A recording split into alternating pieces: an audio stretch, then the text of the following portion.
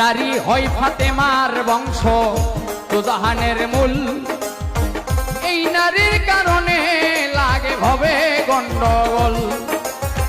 নারীর কারণে আদম বেহেশত ছাড়িল, নারীর কারণে এজিদ ফুরাত বন্ধ করলো। নারীর কারণ চণ্ডী দাসে সুখ নাই বর্ষি মারে, নারীর কারণে মজনু বেটায় বনে বনে ঘোরে। নারীর কারণ কত জনে বাপ মায়েরে ছাড়ে, নারীর কারণ কত জনে জেল খাটিয়া মরে। নামের সঙ্গে নাম মিশাইয়া প্রেম করলো দুইজন,